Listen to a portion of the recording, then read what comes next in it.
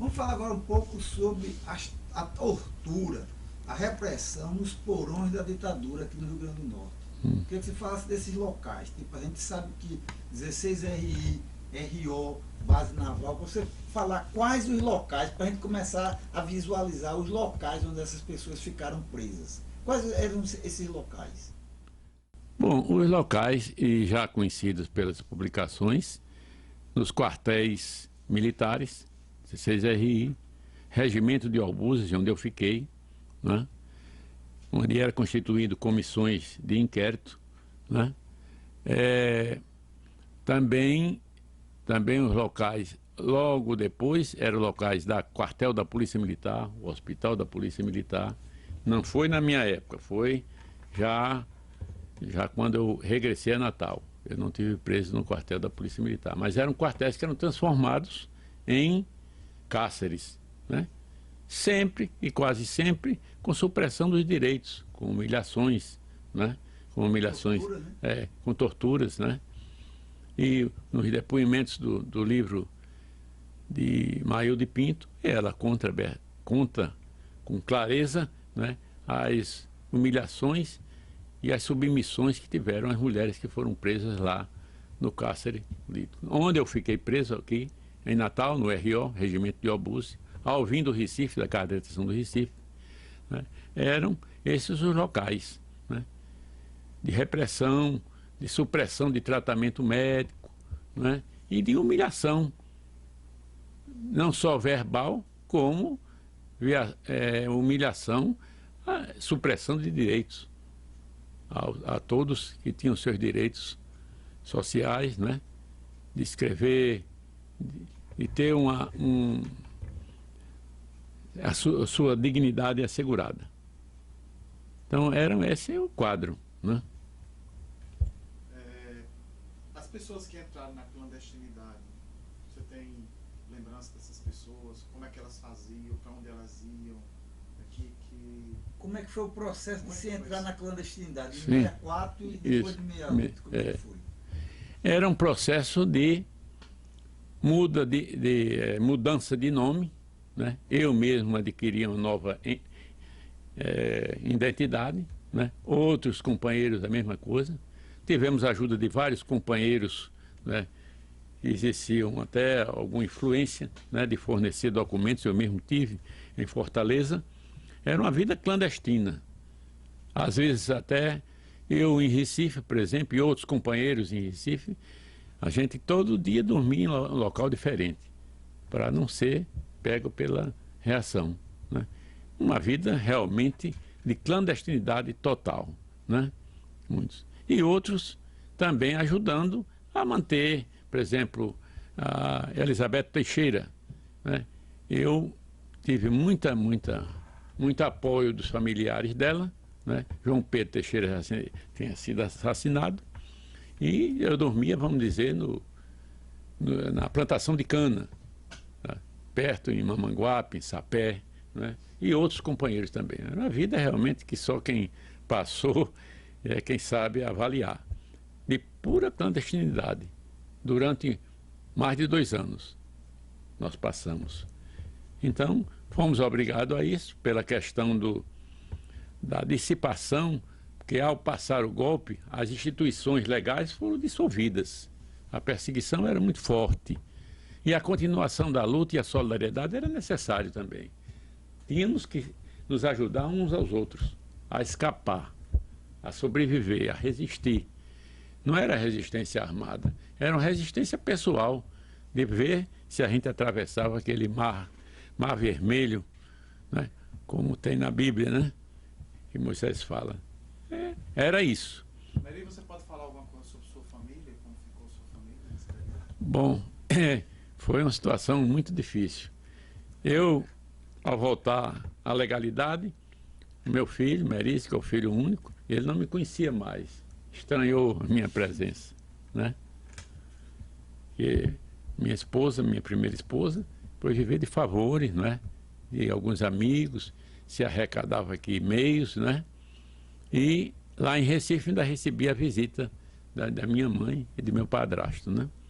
Isso já na fase de 65. na fase da Casa de Detenção do Recife. Então, foi uma ruptura muito forte dos laços familiares e dos meios de sobrevivência também, né? Que era o trivial da vida dos clandestinos e da vida política. Hoje a gente sorri, a gente brinca, a gente conversa, né? Mas, porque relembrar é preciso. Eu sentia, eu não falava sobre a questão do golpe, logo a sair da prisão, mas é necessário falar para testemunhar, para que não aconteça mais e para que se preserve a memória histórica. É um quadro dantesco, né, dessa luta política. Meri, a gente tá ainda em 64. Mas depois antes de chegar lá a partir de 68, eu queria que você falasse de alguns personagens assim, de 64, digamos, que faziam parte de toda essa luta da questão da reforma de base. E pessoas que hoje não se fala muito. Digamos, quem eram os personagens, além dos mais conhecidos como Floriano? Quem eram essas pessoas que faziam esse trabalho de resistência e de conscientização?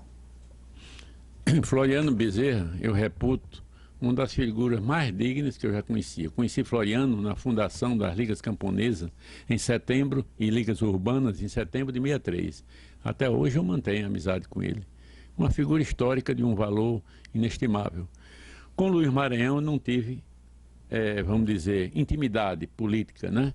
Eu o admirava profundamente, assistia os discursos dele na Assembleia Legislativa, quando jovem, eu e outros, mas não tive essa convivência. Mas com Floriano eu tive essa convivência fraterna. Tive convivência também com os líderes da época, Evelyn Medeiros, Zé Campeiro Filho, dos bancários, né? Que ainda hoje é vivo, em Natal. Então eram os líderes realmente de um porte político importante. Alguns não fazem mais política, mas isso não desmerece o valor político e a história política que eles tiveram, né? Aqui era João Ferreira de Macedo Sobrinho, foi meu companheiro de luta. Macedão, né? Macedão, presidente do sindicato dos sapateiros, que era uma classe aguerrida, era uma classe tradicionalmente, desde o período do anarquismo, era uma força latente da luta política e ideológica. Esse foi meu companheiro, meu amigo, né? De muito tempo, de muita convivência. Outra convivência que eu tive foi um líder importante, até historicamente foi a pessoa que mais me deu exemplo. Gregório Lourenço Bezerra. Convivi com ele quase 2 anos, 1 ano e 8 meses. E Gregório Lourenço não tem adjetivos para dizer da importância dele. É uma figura histórica e que eu tive assim muita, vamos dizer, apesar do momento difícil que a gente atravessou, mas satisfação de conhecê-lo. Eu imaginava Gregório, pela minha ignorância eu digo no sentido da imagem retratada nos livros, que era um líder muito, vamos dizer, mais do que enérgico, muito possessivo, né? De querer fazer as coisas na base na lei ou na marra, como dizia Julião, mas não era nada disso. Ele era de uma ternura humana profundamente inesquecível.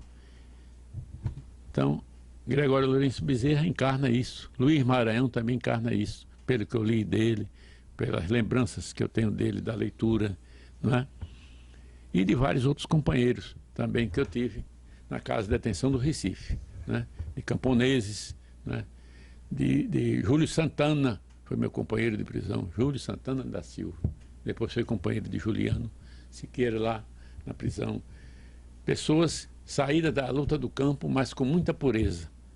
Então isso me ensinou, isso me facilitou, né, o acesso ao livro. Fiz cursos dentro da prisão, e é uma coisa importante, né? Nós tínhamos coletivo político. E eu, durante esse período, fui dirigente do coletivo político. Por quê? Porque havia muita contradição naquela época de ideias, de facções políticas, muita, vamos dizer, divergência de pontos de vista, né? E eu com o temperamento que eu tinha, quase um padre, né? A paciência enorme, né? Hoje não tenho mais essa paciência. Eu moderava as coisas e conduzia. E muito jovem, 22 anos, né? Quando cheguei na Casa de Atenção do Recife. Então, é esse exemplo, né, que a gente colhe dessa grande luta e desse grande inferno astral que nós vivemos, a gente recolher lembranças inesquecíveis. É tanto que hoje eu sou amigo de Jurandir Bezerra, que tem 80 anos de idade, é o filho de Gregório Bezerra, que milita muito lá em João Pessoa, né? Então são coisas assim que a gente não esquece. E a gente não lamenta o que passou.